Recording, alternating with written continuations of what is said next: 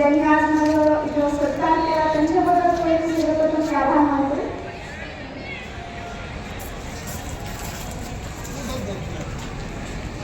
जसं म्हणजे माझी खेळाची सुरुवात आता मी 6वी पासूनच आपल्या स्कूलमध्ये आहे. जसं सगळ्यांची सुरुवात ही पर्टिक्युलर कशापासून तरी होते, तशी माझी पण सुरुवात जेव्हा मी 7वीला होते, दिवाळीच्या सुट्ट्या संपल्या होत्या आणि ते म्हणतात ना योगासन सत्पुरुष योगा, तसं माझ्याही जीवनामध्ये सर्वप्रथम योगा झाला होता. 7वीच्या दिवाळीच्या नंतर सरांनी योगा ज्यांना घ्यायचं आहे त्यांनी कधी पार्टिसिपेट करा असं म्हणलं होते. त्यामध्ये मी पण गेले होते. माझी स्टार्टिंग ही योगापासूनच झालेली आहे. नंतर योगामधून मी जेव्हा डिपार्टमेंटला गेले, जेव्हा मी एंट्री केले, तेव्हा मला स्कूलमध्ये वेगवेगळे गेम खेळताना आमचे सिनियर दिसले. कोणी टेनिकॉट खेळू लागलं, कोणी शूटिंग बॉल, कोणी व्हॉलीबॉल, असे खूप सारे गेम खेळू लागले.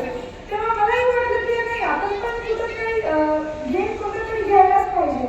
त्यानंतर मग मी रामन सर खूप त्यांनी मला मार्गदर्शन केलं. त्यांच्या मार्गदर्शनाखाली मी शूटिंग बॉल हा गेम निवडला. त्यामध्ये आम्ही खूप सारी मेहनत पण केली आणि वेळोवेळी सरांनी मला खूप मार्गदर्शन केलं की जरी मी कुठं चुकत असले ग्राउंडवर असताना तसं मला नेहमी सांगायचे की तू या जागी चुकतेस बेटा, तुला इथे इम्प्रूव्हमेंट करावं लागणार आहे, तरच तू समोर जाऊ शकतेस. असे खूप सारे संदेश सरांनी मला दिले होते. नंतर पण जेव्हा आमची शूटिंग बॉल मॅचेस स्टार्ट झाला होता, तेव्हा पहिली जी आपली डिस्ट्रिक्ट लेवलची होती ती सायन्स कॉलेजलाच होती आपल्या नांदेडमध्ये. तेव्हा मग मी माझ्या संघाचे कॅप्टन होते. तर माझ्या घरच्यांनी खूप प्रोत्साहन दिलं, कारण तू कॅप्टन आहेस आणि तू जर नाही गेलीस तर कसं म्हणजे टीमचं कसं होणार. यासाठी मला घरच्यांनी पण खूप मला प्रोत्साहन दिले की नाही तू जा म्हणून.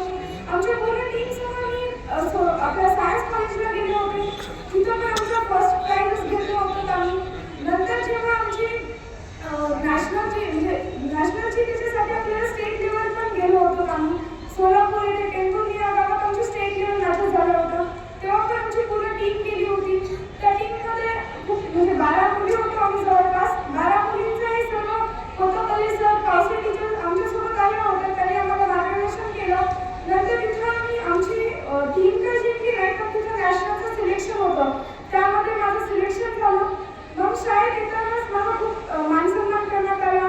मला प्रोत्साहन दिले की नाही तू नॅशनल पण पर्यंत जाऊ शकतेस, तू चांगलं खेळ.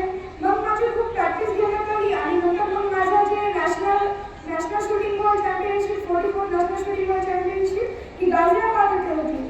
मग नंतर आता गाझियाबादला जायचं मला थोडं दूर जायचं आहे, तो प्रश्नच होता. तेही सुद्धा प्रश्न रामन बेनवाल सरांनी आमच्यापासून सोडवूनच घेतला. रामन बेनवाल सरांचं खूप कौतुक करावं असं वाटतं, कारण का त्यांनी रिटायर झाले तरी वेळोवेळी शाळेत यायचे, पूर्ण खेळाडूंना सांगायचे, मार्गदर्शन करायचे.